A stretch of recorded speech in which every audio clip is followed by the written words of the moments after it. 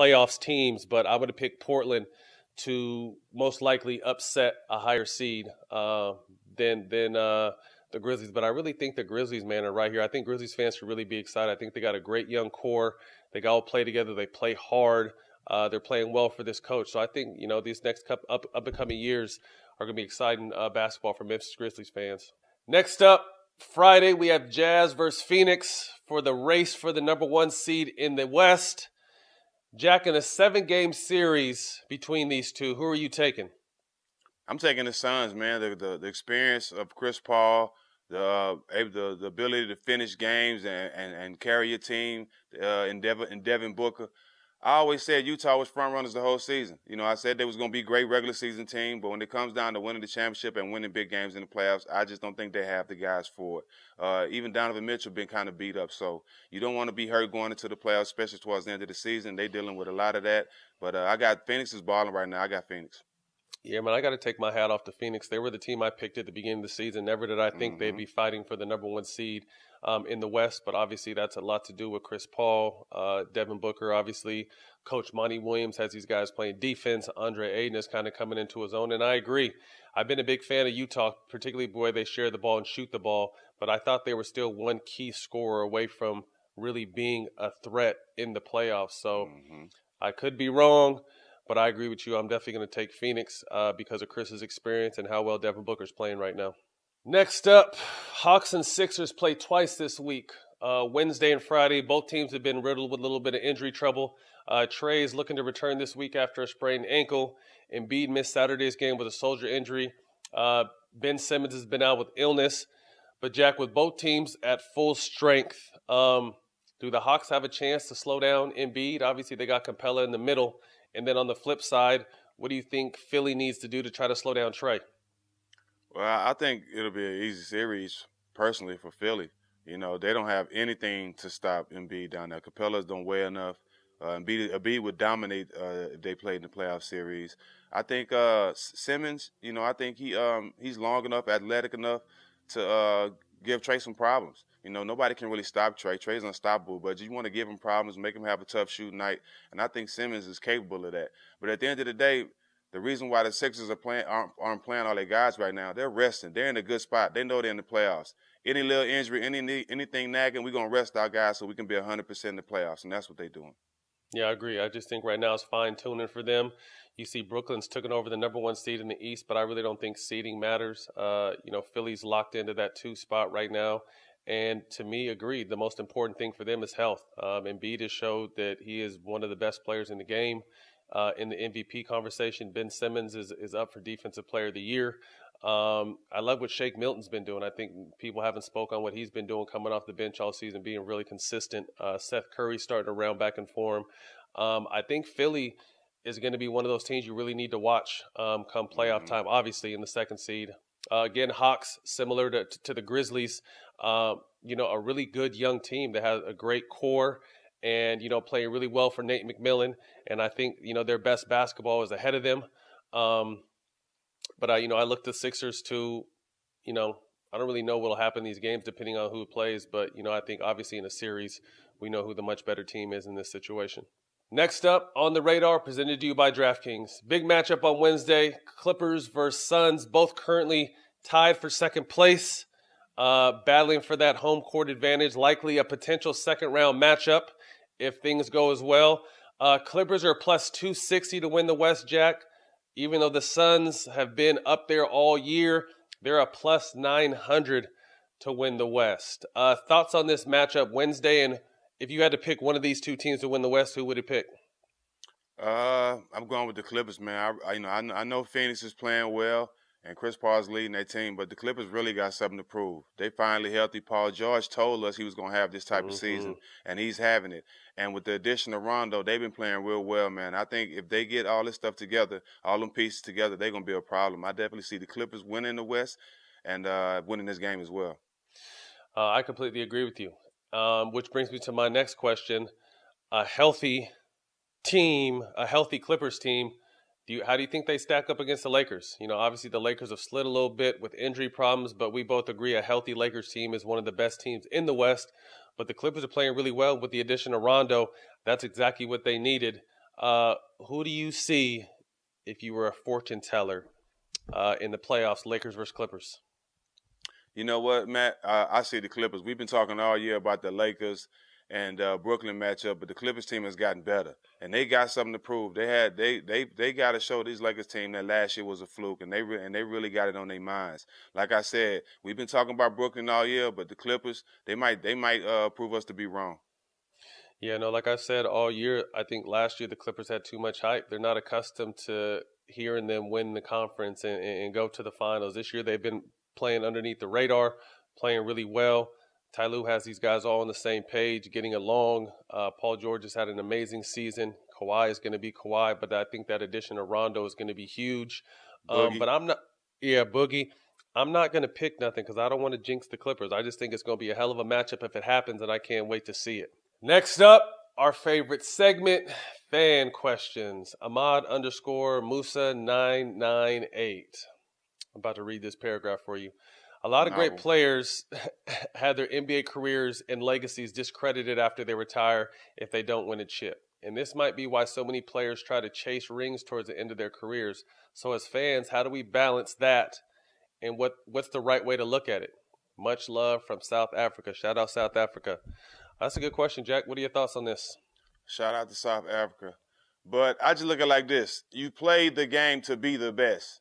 To hold that trophy up to say, well, at least 1 year in the game, I was the best. I was on the best team. I was the best in the world. And you play the game for that. But if you don't get it, that doesn't validate your career.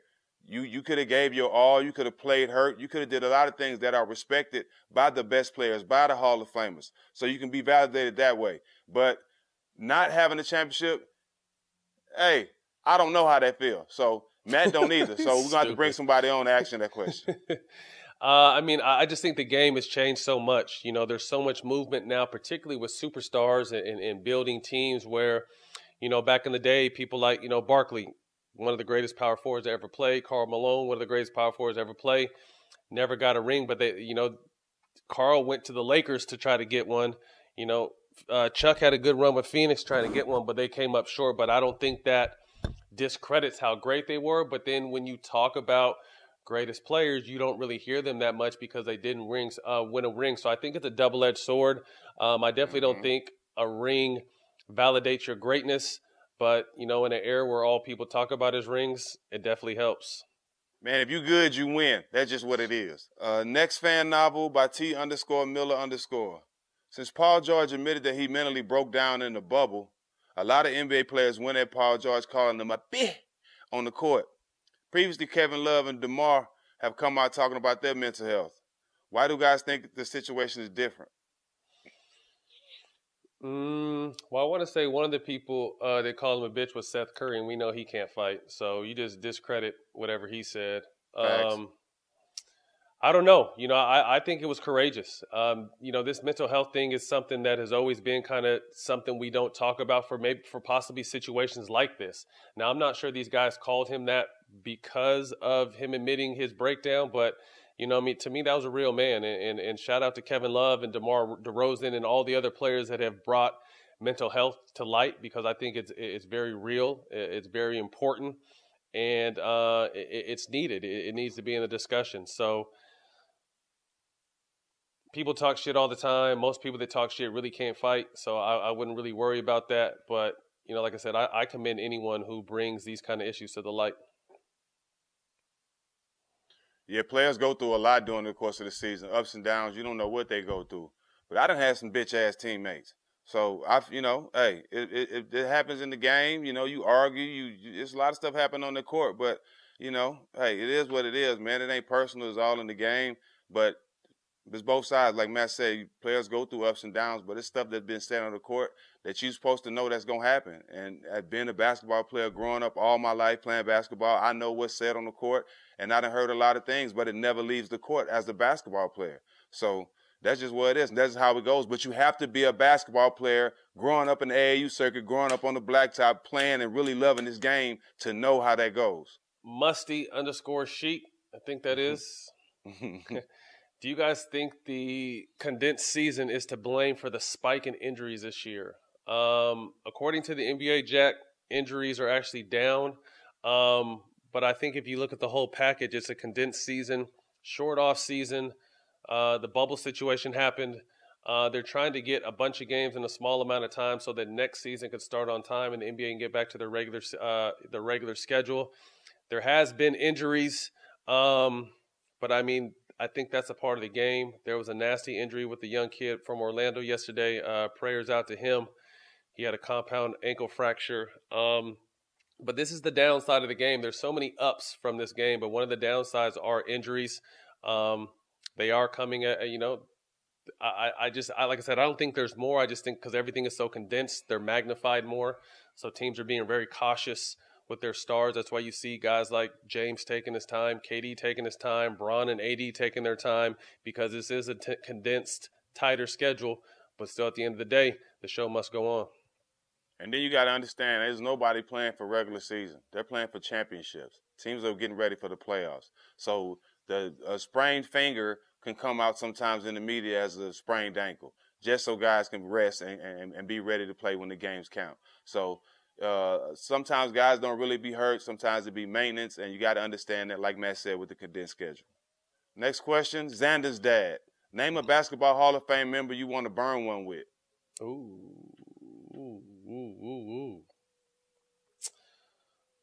I want to burn with the great. I want to burn with MJ. His eyes are always looking glassy, but I just think that's from cigars and whiskey. But I like to put some of that seven leaves in the air with MJ. With me, man, I'm a historical smoker. Are you? Yeah. I would like to smoke with the chief, Robert Parrish. Oh, he was a big chiefer, too. Yeah, you know what I mean? I want to smoke with my kind. I wouldn't want to smoke with Charles Barkley. We ain't got nothing in common. I want to smoke with somebody like me, like Chief. I want to go with the Chief and lay back, and I want to hear some of his stories while we blaze one. You did. See, I think I could picture the Chief at 7 feet sitting Indian style in a teepee with some I'm some down with feathers, that, though. with a headband with some feathers sticking out of it, and you guys are just sitting Indian style burning a couple. Woo sign. I ain't mad at it. Next up, Blevin57. What do the Knicks need to become a genuine championship contender? Oh, this is the right person to ask about the Knicks because he was not a fan of them at the beginning of the season. Let's hear what he got to say now. What they need to keep the coach, keep our 2-3 players, get rid of the whole roster, and get rid of the owner. And y'all be right there where y'all need to be. Don't start acting like y'all play away, motherfuckers. Cut it out. Oh, shit. Now, I love what they've been able to do this year. Hats off to Thibodeau. I think he's kind of changed his old school ways to really be more relatable to these players. Still holding them accountable on the defensive end. Julius Randle's an all-NBA season, should be in the MVP conversation. Sitting nice, fourth in the East. But I still think there's some key pieces away, maybe 2 pieces away. That's a setup for him, though, Matt. That's a setup. Being that 4th seed. Oh, yeah. They're going to get beat up that first round. Yeah, it's that 4 or 5 matchup is going to be tough. But like I said, I think it's baby steps for them. They haven't had no love in so long. It's beautiful just to see them back in the mix. I think it's better for basketball, but I still think they're, a few pieces away from really being a contender. But shout out D-Rose. Shout out everyone who's been hooping for them, man. They've been playing real well this year. Shout out my little homie Emmanuel Quickly. Had him at the AI game. Man. He's been playing real well. He's a big shot taker and maker. Yes, sir. Best thing happened for them. The best thing happened to them. They got rid of Austin Rivers. They've been winning ever since. You stupid. Facts. Next question. Daddy Shark 504. What is the best play that you have seen that the rest of the world didn't? Maybe it happened in practice or a pickup game. That's tough. To be honest, I don't even know how NBA practices are, but I remember back in the day when I first came in the league, like practices were harder than games. Like the second unit would always be trying to go at the first unit. So I saw some really good basketball. When I was in Sacramento, on the second unit playing against Webb, Mike Bibby, Peja, those guys, our second unit really came with it. Saw some good basketball there. Saw some good basketball at the beginning of that, we believe. When we would go first unit against second unit, we'd have some good battles there until Nelly only had us going 30-minute practices which I Mm-hmm. loved. A lot of good stuff happens at practice. I know how much it happens anymore because I don't think they practice the same way anymore. It's more about the games, but practice used to be the shit. Yeah, I think with me, it was something my brother did. It was a tournament we used to play in Lake Charles, Louisiana every summer. And it was a big game. It was a big rivalry game. And we was playing, and I was really going to work, and I shot a three, and I actually missed one, at No about the, way. You missed it? yeah, I hit like probably a million in a row, and I finally I missed believe it. one. I mean, I'm I believe human. it. I believe it. But I missed it, and it rolled out, and with the intensity of the game, everybody was watching. The ball came out the rim. My brother, this is a true story, man.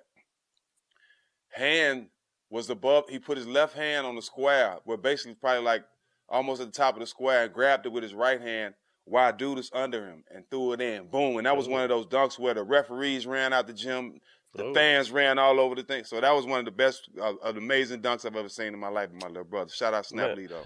Shout out Snap Marley. I didn't know Snap Marley was dunking like that. Yeah, see, boy, bounce. Serious bounce. Mm-hmm.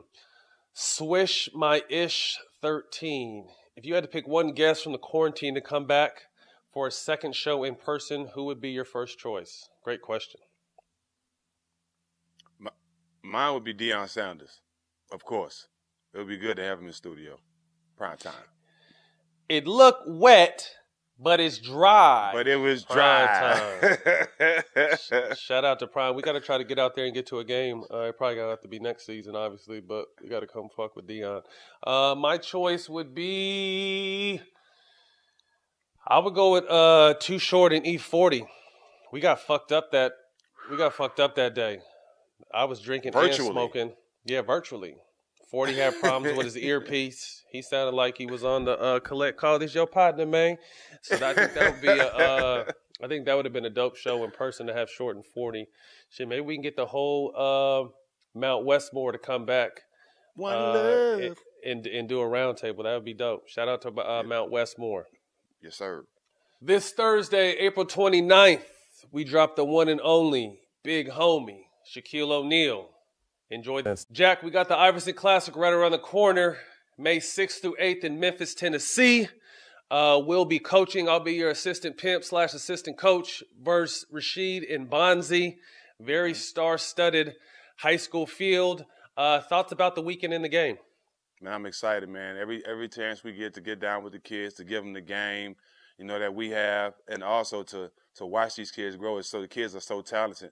They're way better than we were at that age. But just to be around them and give them the game, and we got more good news. Mm-hmm. The NBA just gave us approval to allow the teams to come to the game. So it's going to be exciting for the kids, and they're really going to put on.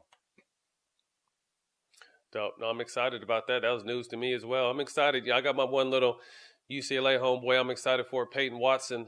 They have him projected a top 10 pick after his first year at UCLA. So, he's been someone I've been following for, a couple years out here in LA. I think it's going to be dope. We got the first female playing in a male all-star game, which I think is going to be fun and amazing. And also, man, shout out our brother Allen Iverson, man. I think this is important. He's got one of the biggest games now. If I'm not mistaken, is this the only game that's being played, all-star game that's being played this summer? High school classic, yep. Yeah, so definitely looking forward to that. Here's a little intro video so some of the talent that will be on display that weekend in Memphis. Enjoy.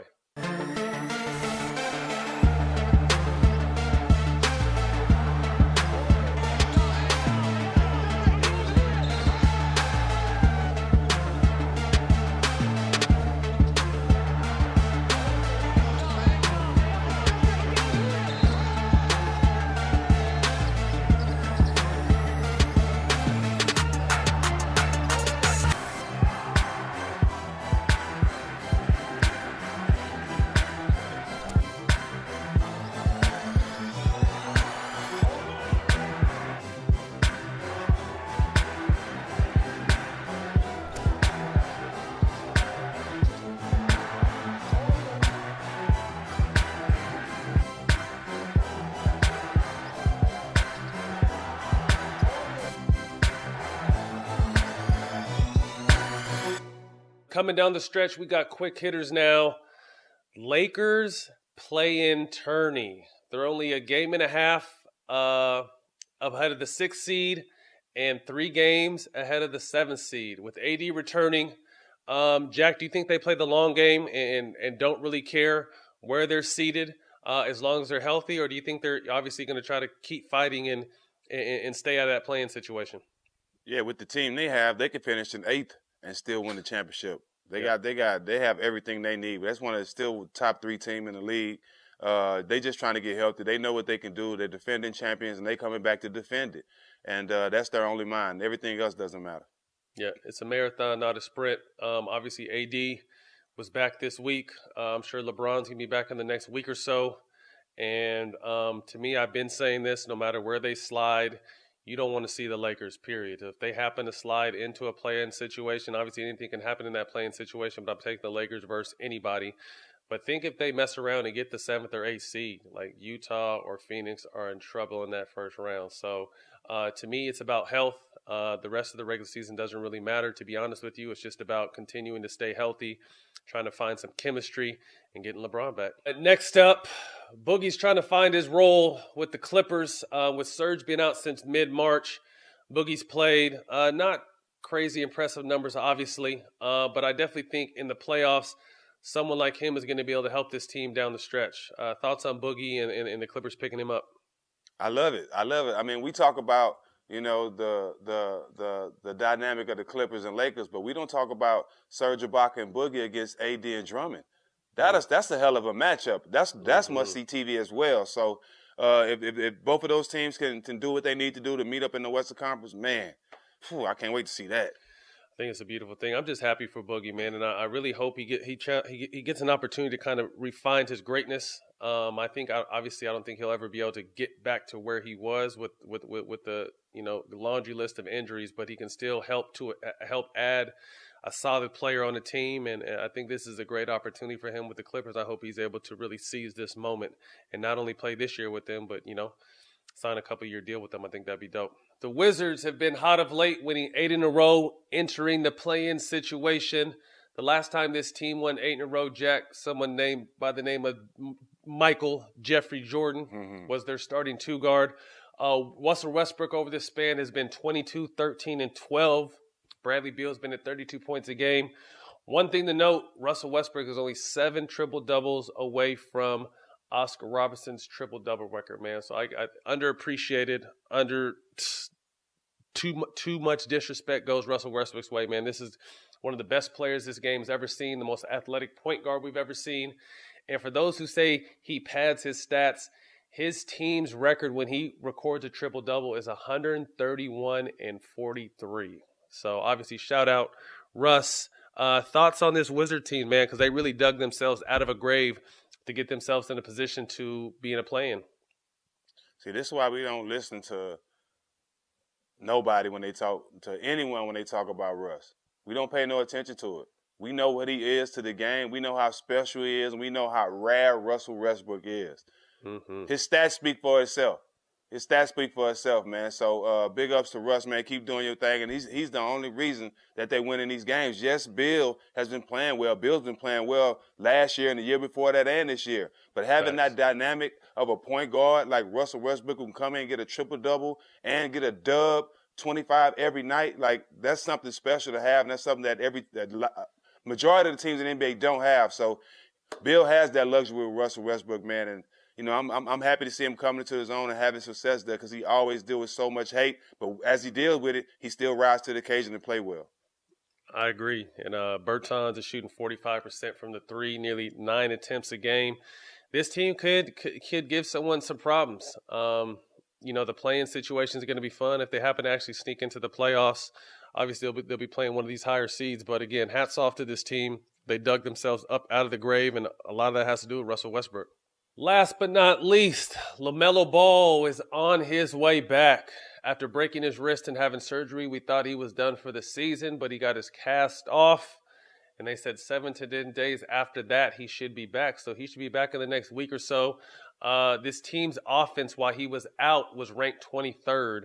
When he's in, they're one of the best offenses in the game. Could the Hornets scare somebody in that first round, fully healthy? Yeah. They're a scary team. They're definitely a scary team. I think they kind of remind me of us when Golden State. You know, they have a lot of dynamic pieces and a lot of kids that play hard. You know, and they really go out there and scrap. But you got to think about this though. This is your franchise player. This is your future. You want to bring him back this year and rush him back and force another injury or possibly hurt him something else. You know what I'm saying? You got to be careful with this because this kid is your franchise. This is your future. And you don't want him to come out there trying to rush him back for a playoff shot when you need him for the long term. I agree. But luckily, this is not a lower extremity injury. This is a wrist. So obviously, the only thing I kind of fear is him falling down, which happens Mm-hmm. in the game. But I agree.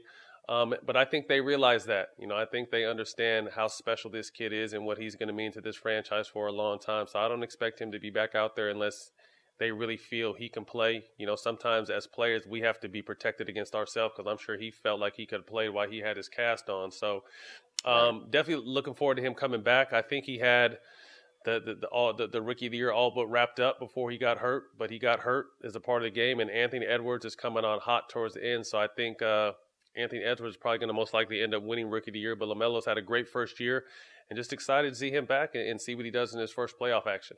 Before we close, we want to send a special shout out to our brother Kevin Durant and Mike Conley for winning an Oscar for Two Distant Strangers. Amazing. Those two plus Kobe Bryant are the only ones to win Oscars as far as NBA players. So hats off, salute. And then on a sad note, rest in peace to the young brother Terrence Clark, who lost his life Yeah. tragically in LA last week. Tremendous.